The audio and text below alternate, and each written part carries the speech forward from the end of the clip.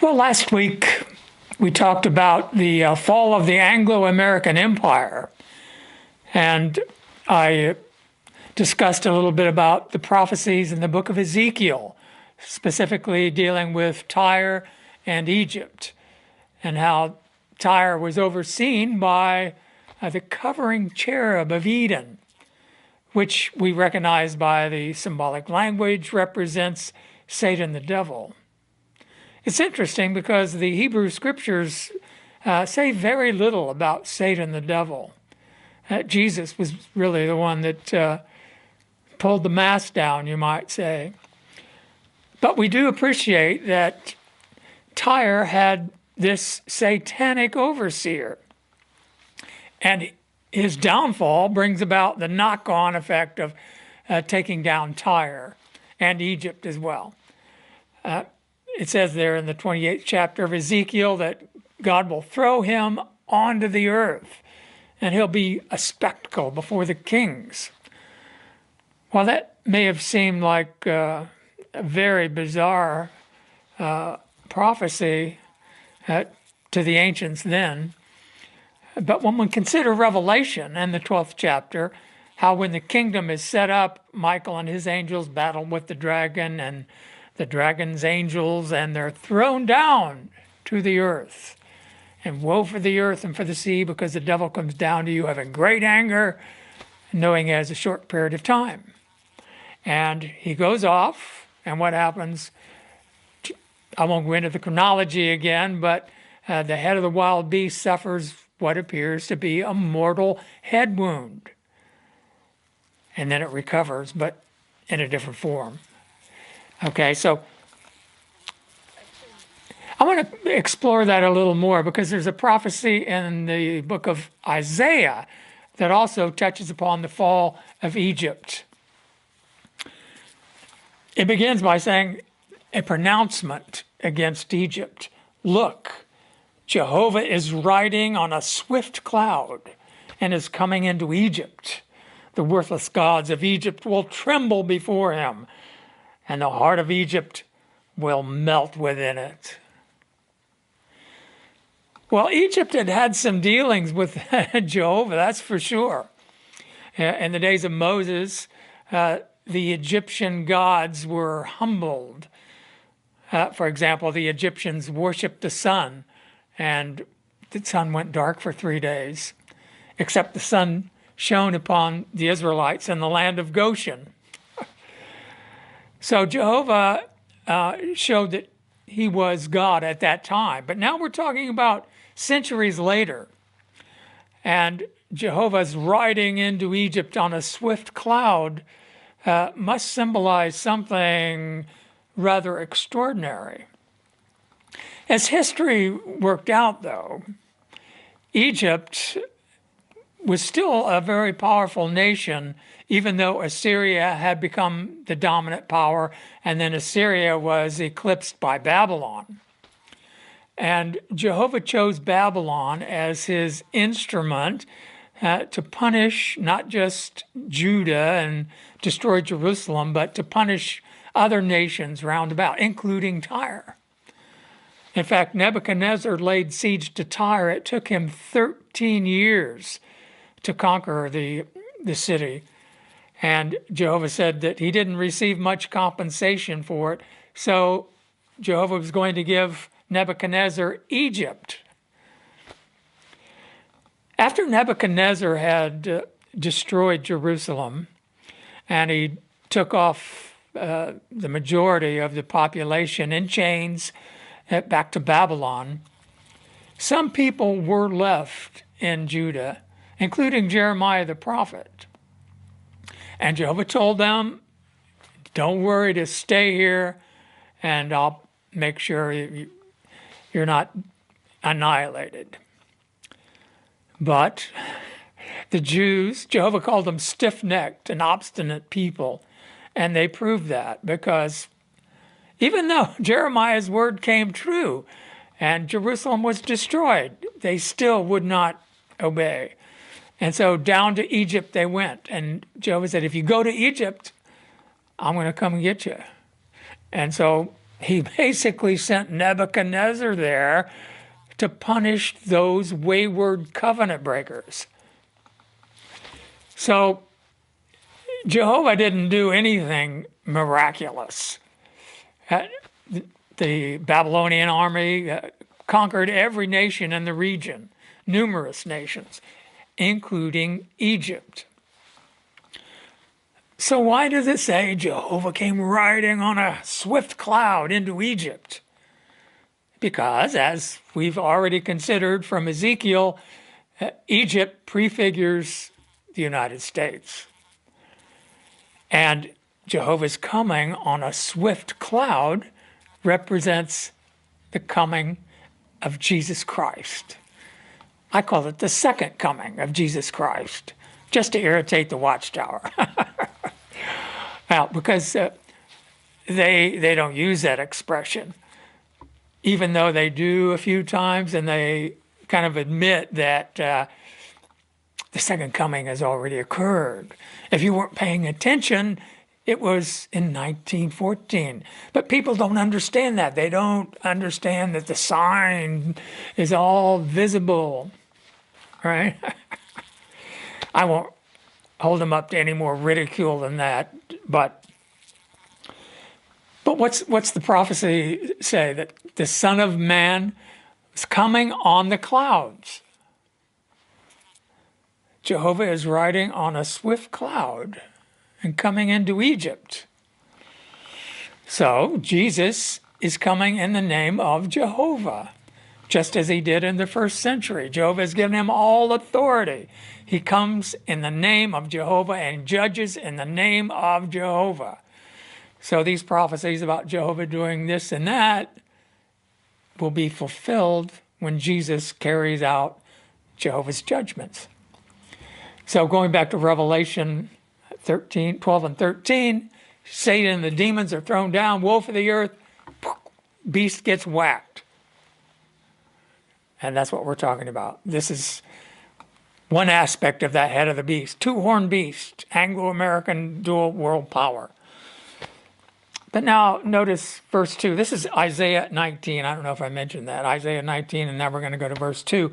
I will incite Egyptians against Egyptians, and they will fight one another, each against his brother and his neighbor, city against city, kingdom against kingdom.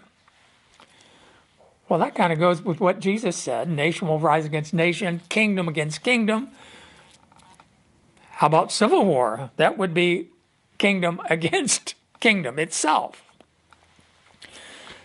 In the last few years, pundits and some observers who are watching things closely are concerned about civil war. And we see the same phenomena in countries within Europe. There's this strong nationalistic populist tendency, and then there's this autocratic imperial rule emanating from Brussels. In the United States, the nation has never been so divided. Even though I think, that blacks and whites get along great. But there's been a concerted effort, really, to create artificial divisions and to create situations that cause animosity and hatred. We've seen that over the past few years with Black Lives Matter, which was organized by this deep state. It wasn't a grassroots thing. Not going to go down there, but just last week there was a pro-Palestinian protest in California, and a Jewish man was hit with a megaphone, a bullhorn apparently, and he fell backwards and cracked his skull and died. And the news was running with that big time, like trying to stoke the fires of Arab-Jew animosity. Let's see if we can get another kind of black and white thing. Okay, it's gone. We can ignite it at a future time. How about Jew and Arab? And I'll touch on the Middle East in a bit, but I think a lot of you can see that there is this hidden hand driving a nation to war against itself. But here, Jehovah takes responsibility for it. That's the thing with the way God speaks. If he allows something to happen, he takes responsibility. I will make it happen, even though God is not really going to incite Egyptians against each other. He can foresee what will happen, and if he does not prevent it or intervene or whatever, then it's his will that it happens. So let's go on with verse 3. And the spirit of Egypt will become bewildered within it, and I will confuse its plans. They will resort to the worthless gods, to the charmers, and to the spirit mediums, and to the fortune tellers. And I will hand over Egypt to a hard master, and a harsh king will rule over them, declares the true Lord, Jehovah of armies. Well, who is this harsh king? That will be the eighth king. When the beast recovers from its mortal wound, we won't have this nice democratic system where you have rights and have own property and all of that. That will be over. The empire's been working on setting up a banker's dictatorship for a long time. A few far-sighted people have seen it coming and have tried to warn, but there's no stopping it because Jehovah has decreed it. I will confuse its plan. What's the Bible proverb say? That the borrower becomes the slave of the lender. If you're in debt, then you have obligations to your debtor. Back in not so long ago, there were debtor prisons in England. You couldn't pay your debt, you go to prison. Whoa. My microphone. Let's get this fixed. Excuse me.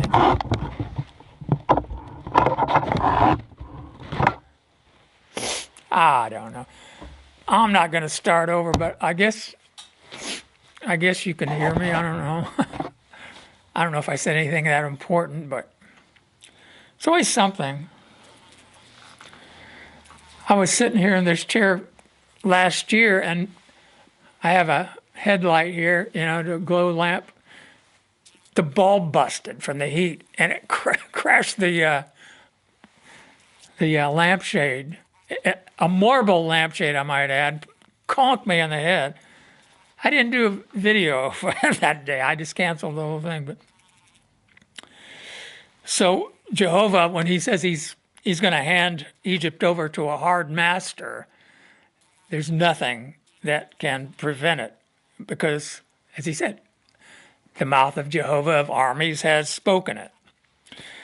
It goes on to say that the water of the sea will be dried up, and the river will become parched and run dry, and the rivers will stink, and the Nile canals of Egypt will become low and parched. Well, I don't think anything in recorded history that says that a drought accompanied Nebuchadnezzar's invasion. But obviously the Nile River was the lifeblood of Egypt. And, well, that's how the Hebrews ended up in Egypt. There was a famine in the land of Palestine, but because Egypt was so well watered with this giant river and all the canals they dug to water their crops, then Egypt was a place of refuge during times of famine. So it represents the lifeblood, and here Jehovah says he's going to dry that up. And it says the fishermen will mourn, those casting fish hooks on the Nile will lament, and those who spread their nets on the water will dwindle, and those who work in combed flax, and those making white fabric on the loom will be put to shame. Her weavers will be crushed. All the hired workers will grieve. So, an economic collapse. as I was saying before my microphone collapsed, the borrower becomes the slave of the lender. And when you can't pay, then that creates this really bad situation. But here, everyone is in debt. And the biggest debtor in the world is the greatest nation in the world. After World War II, the United States was the world's biggest lender. It helped nations recover from the devastation of that Second World War. But then around 50 years ago, the dollar was detached from gold and the bankers just went crazy. And now the United States is borrowing like $1 trillion every few months. And there's no way that it can ever be paid back. And those holding the debt know now that somebody's going to be left holding an empty bag. Because now as interest rates are going up and up and up, what the United States has had its credit rating dropped. There's 3 big credit agencies, rating agencies, and the last one just lowered. The United States used to be considered the best, safest bet for treasuries, and now it's like, maybe not so much. And that's just saying the obvious, isn't it? I've been expecting, a big financial crash for a long time, and they've been able to masterfully hold it off, postpone it. The whole thing almost blew out in 2008 with, first Bear Stearns went down. I think that was 2007, and then Lehman Brothers, and they patched that up amazingly, and just pumping trillions and trillions of dollars in. Then right before the pandemic, there was another little crisis, and they were pumping in money on the overnight loans, a few billion. We're going to shut this off by the turn of the year. No, turned into trillions. The first part of this year, several banks went under. Because why? They were holding treasury debt that as interest rates rise, their debt becomes worth less and less. So technically, they were insolvent. And that's the case with lots and lots of banks and institutional investors now because of that situation. But they're papering over that, jiggering the rules about, how much collateral you have to have for a bank to remain solvent. So anyway, at some point, obviously, the game will be up. Now, concerning the Middle East, it seems to me that Israel is intentionally trying to inflame the Arab world, not just the Arab world, the Islamic world, because the Turks and the Iranians are not Arabs. But the way Israel is committing this genocide against the Palestinians, even long-standing enemies, the Shia and the Sunni, are finding themselves allied because of these ongoing atrocities. It's just been going on for really just a month, but it's changed the world in a big way, I think. The United States has positioned warships and nuclear submarines around the Indian Ocean, the Persian Gulf, and then in the Mediterranean. Things are not as they were, though, in the Islamic world. They are much more powerful than they were when Israel was pushing them around. Now I got a fly buzzing around. I'm sorry. I thought this freeze would take them out, but they found sanctuary here in my little barn studio. Anyway, if the big boys really get going here, Hezbollah is backed by Iran, and if they get going, Iran is very sophisticated. They can annihilate Tel Aviv. And of course, if a shooting war breaks out between Israel and Iran, the United States, and it'll be a huge mess, the Strait of Hormuz will shut down. That's a given. And 30% of the world's oil goes through that little narrow strait. And what will that do to the price of a barrel of oil? Stratospheric. $200 a barrel for sure. 300. Do I hear 400? And well, that will blow out the entire world's financial system. That's what we're talking about here. Those workers will be crushed and they will grieve. Now, this next span of verses, beginning in verse 11, I find very interesting. Now, trucks going by. The princes of Zoan are foolish. Zoan was a city in Egypt. The wisest advisors of Pharaoh give unreasonable advice. How can you say to Pharaoh, I am a descendant of wise ones, a descendant of ancient kings? Where then are your wise men? Let them tell you, if they know, what Jehovah of armies has decided concerning Egypt.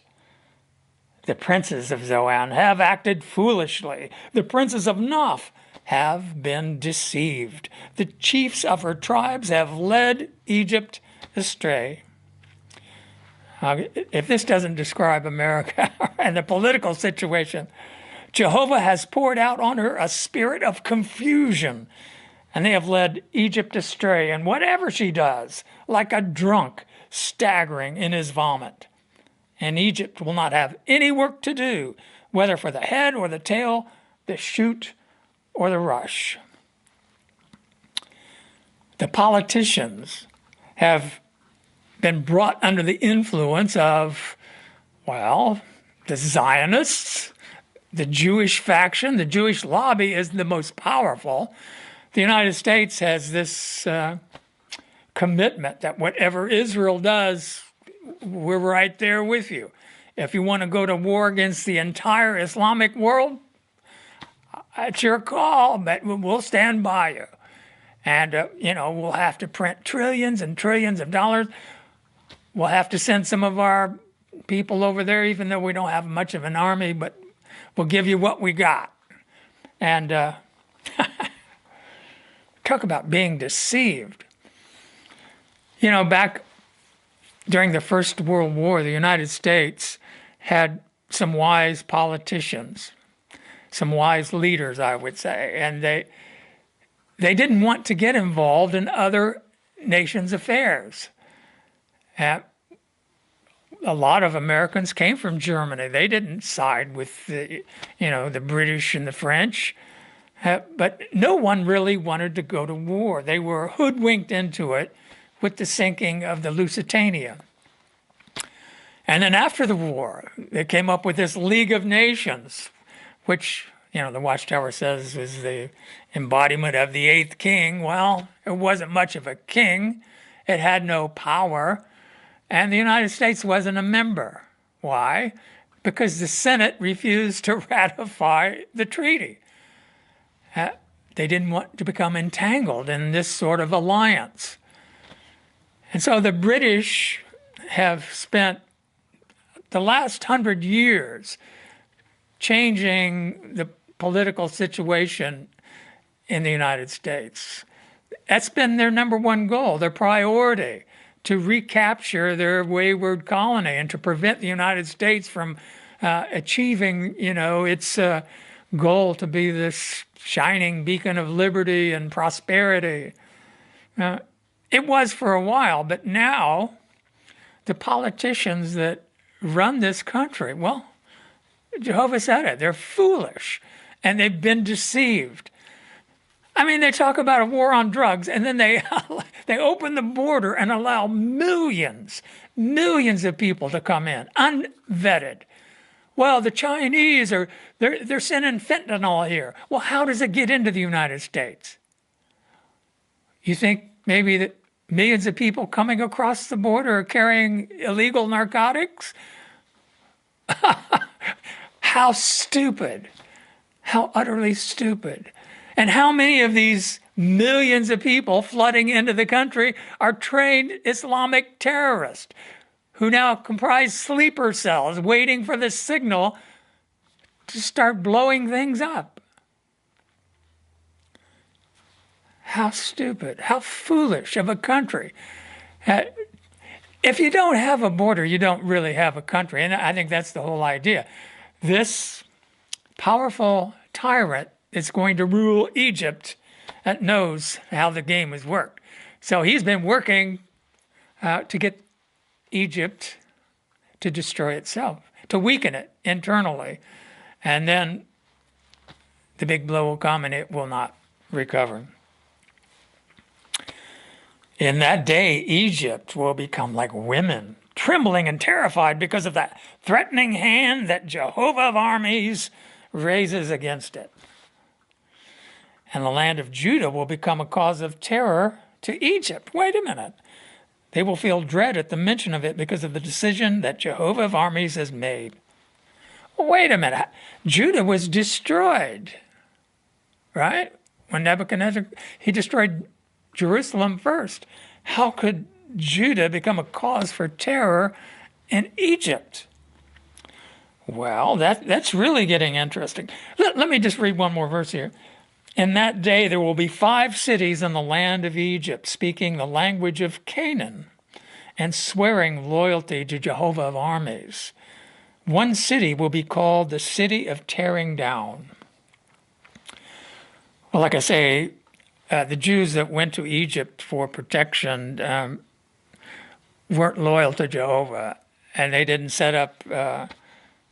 Apparently, they did after they came back from Babylon. There were Jewish colonies in Egypt, but that's not really the fulfillment of this prophecy. The Egyptians were not terrorized by Judah. Well, as we know, Jesus was from the tribe of Judah. In fact, he's called the Lion of the tribe of Judah. And Judah was the kingly line, and David was of the tribe of Judah. And then Jehovah made a covenant with David for an everlasting kingdom. One of his sons would sit on the throne forever. Well, Jesus is of David's line, and he has been given the kingdom. This Lion of the tribe of Judah.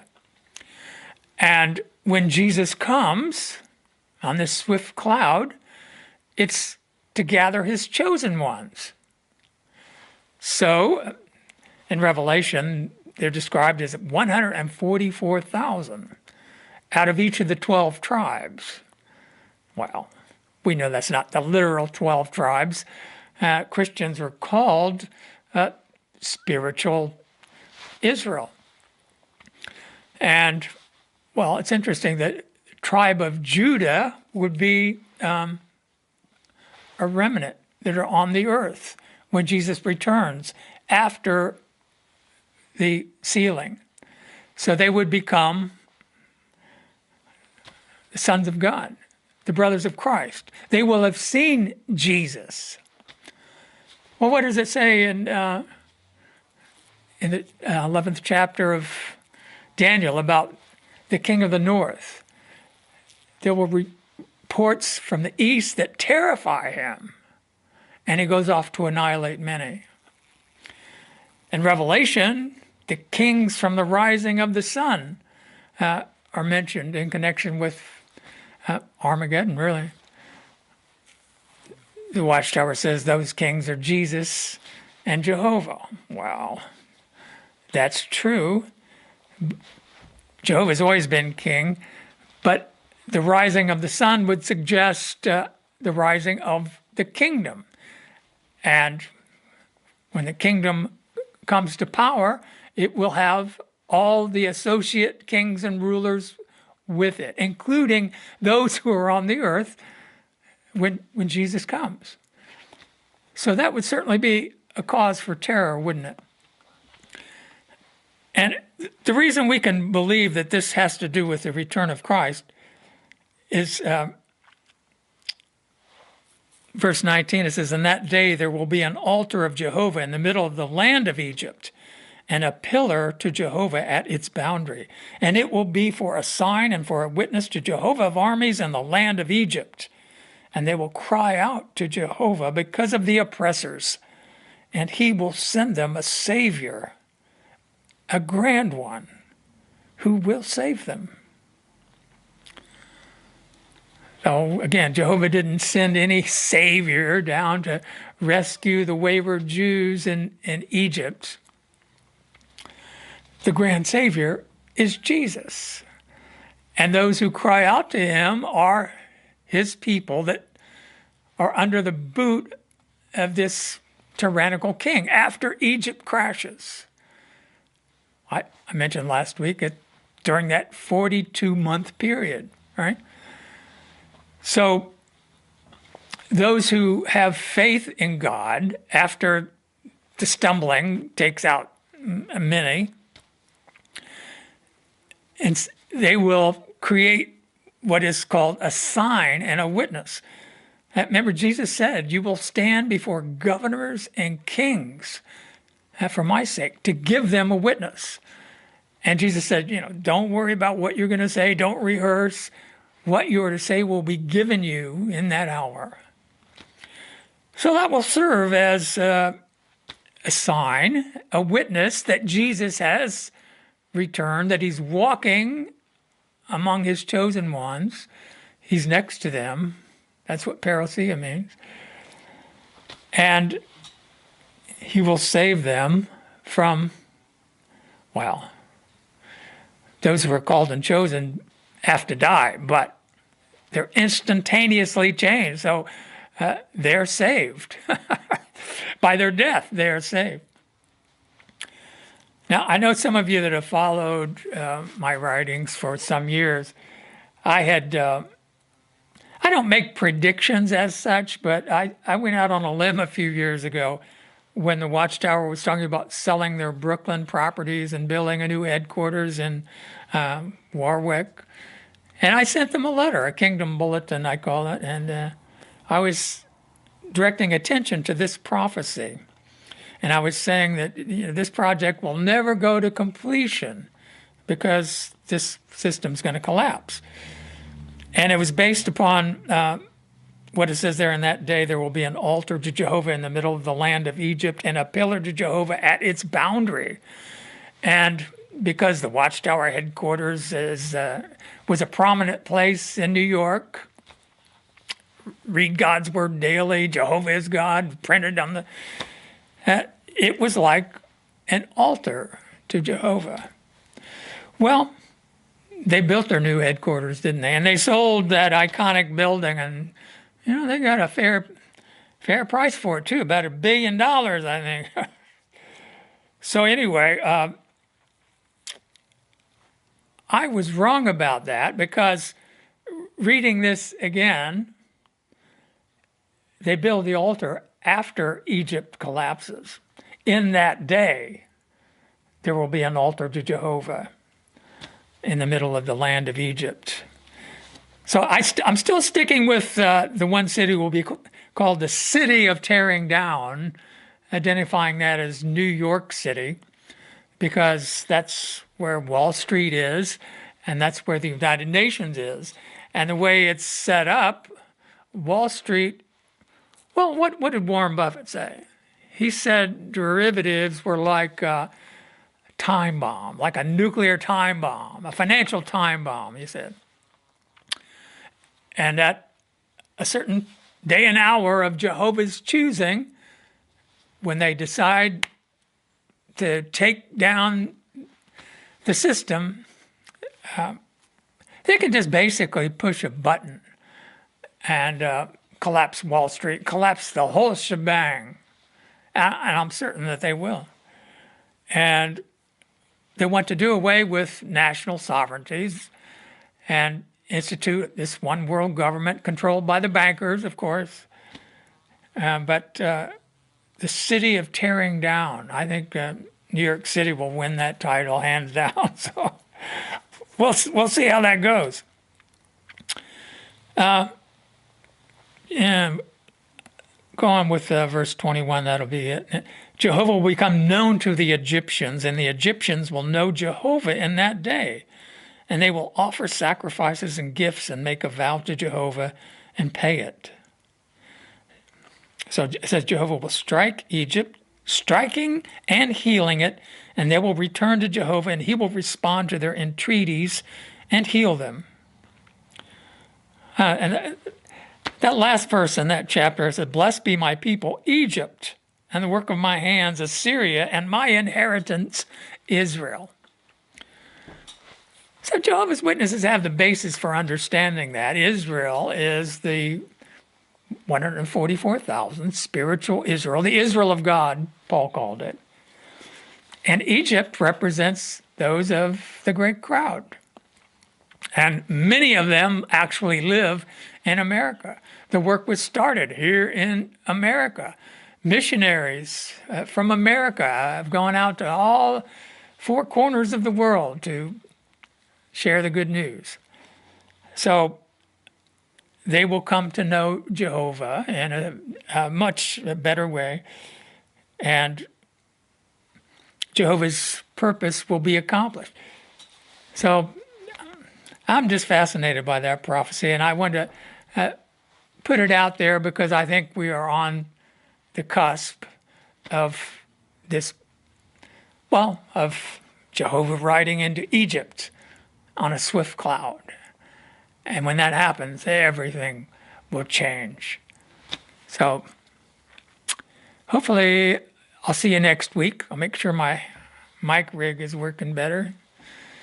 Anyway, thanks for watching.